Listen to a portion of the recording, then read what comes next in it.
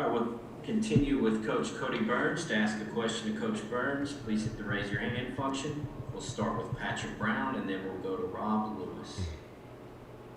Hey, Kodi. Coach Golish on Saturday mentioned Bayless and Jimmy Callaway as a couple guys that were doing pretty well at the wide receiver group so far. But with Callaway, didn't really play a whole lot on offense last season. What have been your impressions of him, not only in these 3 practices, but in workouts and since you got the job here?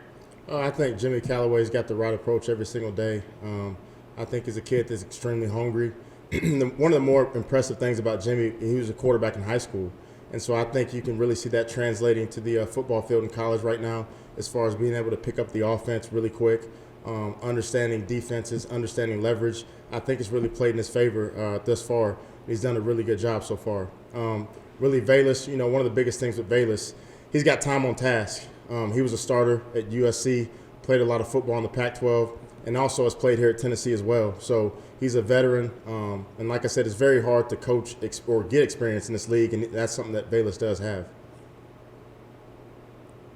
Coach, of those 4 sophomores you've got, Jalen, got on the field quite a bit last year, but the other 3, you talked about Jimmy and then Holiday and Weidman, didn't get as much playing time. Just what have you seen from that group of 4 sophomores in general in terms of their development? Got to really bring those guys along. All very talented to some degree, and right now I'm really focusing on developing those guys and teaching them how to practice, how we do things here at Tennessee, how we play up tempo, just simple things that we call ball mechanics, and just teaching those guys how we play. Because I think there's no question that all 4 have talent. Just got to truly grow them and develop them into the wide receiver position. Because even a guy like Malachi Weidman was a dual sport athlete, basketball player, did play football, and then when you talk about the 2 Jimmys, both of those guys were quarterbacks in high school. So really just translating those skills to the actual wide receiver position is my job to truly develop and bring those guys along. David Ubben and Trey Wallace. Yeah, Kodi, how much do you anticipate Jalen and Malachi to be able to do this spring? So they're limited out there, and what have you seen from your group today with the pads on? Really trying to be real precautionary with those guys. Just want to be smart, make sure we get them through spring. I can't give you an exact timetable exactly when those guys will be practicing full speed, but we're hopeful to get those guys here back pretty soon. As a whole today, I think we're starting to understand how to practice. They're starting to play with a different sense of urgency that we're looking for. We do have to get a lot more physical. This was the first day we had pads on, and I'm expecting a lot as far as a physicality standpoint, especially being here at Tennessee in the SEC. I know what it takes as far as a physicality standpoint, and so we really got to continue to develop that and really just be tougher as a group, and I think we're going to get there. Kodi, when you look at the wide receiver group and the leadership, especially coming from winter than when you got here now into spring, is there 1 or 2 players on your side of the ball in your group that have stepped up and become the vocal leaders that you need as a coach? Well, I'll tell you this. In the past, there's been a couple guys that obviously we got one right now that obviously just went through the pro day, and also a guy like Juwan Jennings that played a lot of football here. And so when you talk about leadership, those guys had a lot of time on task. And now you're walking into a really young group. And I think by default, and really not just by default, but also just his personality, time on task as far as him starting at a different school and also coming here at Tennessee and doing the same thing. Velus Jones has kind of stepped up and emerged as one of those guys that can truly grow these young guys, teach them how to practice, teach them what the standard is and what we're looking for. And so he's really taken right after me as far as what I'm asking and really trying to teach those young guys on exactly what we're looking for. So he's done a good job thus far. Wes Rucker, then Austin Price. Yeah, Kodi, I'm wondering how difficult it is to get guys to play with the pace y'all want them to play with at receiver. I mean, is that something that both from a physical standpoint and also from a mental standpoint, how difficult can that process be to learn? Well, the thing is that's who we are. That's what we do. And so to some people it may be difficult, but to us it's the way of life. And so we got to get with the program. We got to understand what the standard is, what Coach Hype wants offensively, and that's to play fast.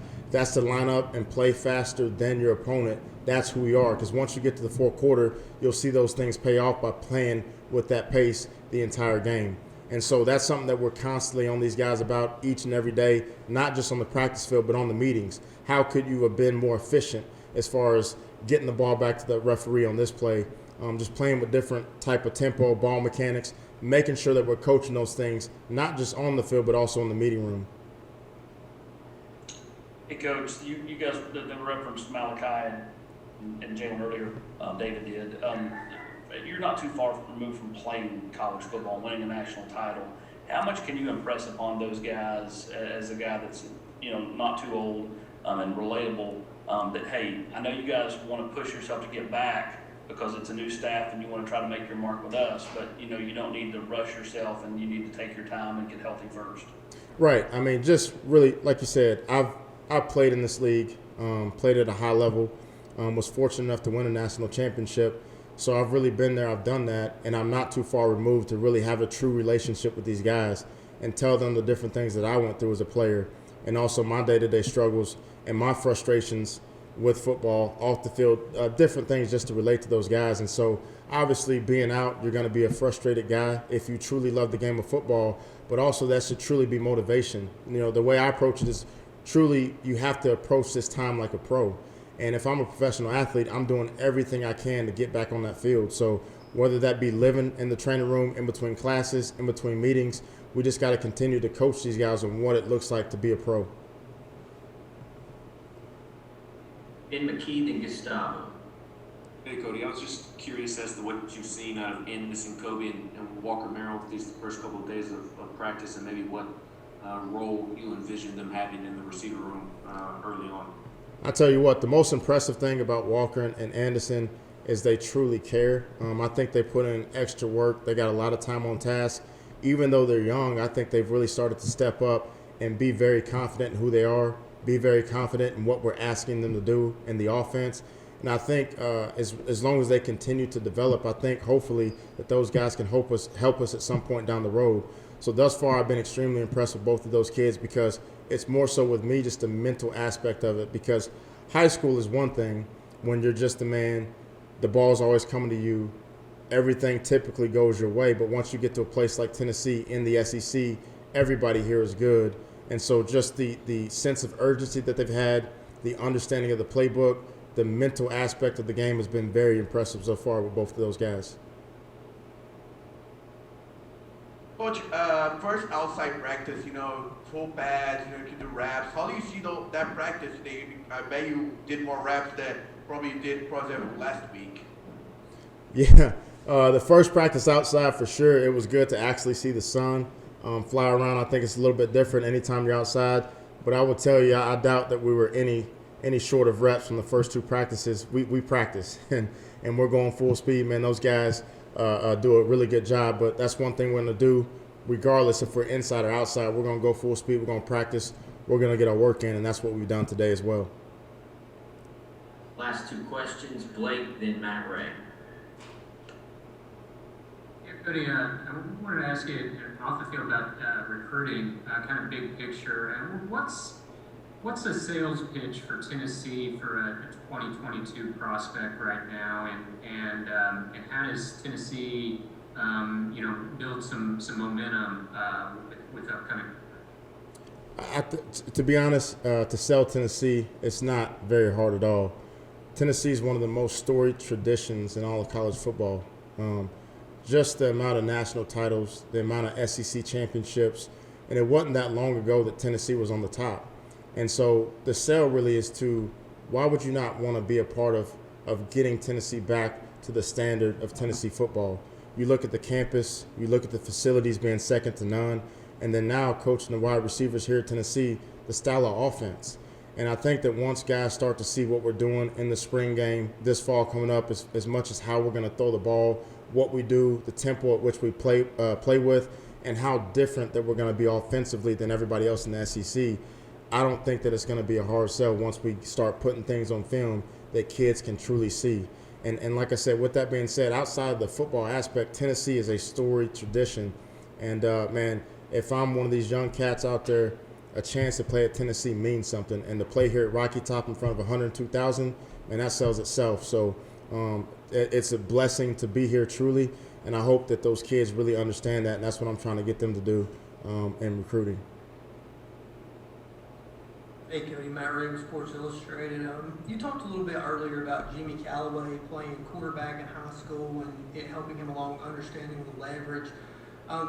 Looking back to your playing days, you played both positions. How do you feel like that has helped you get to the level you are as a wide receivers coach now? Correct. So my story is very similar to a couple of guys that we have on our team right now.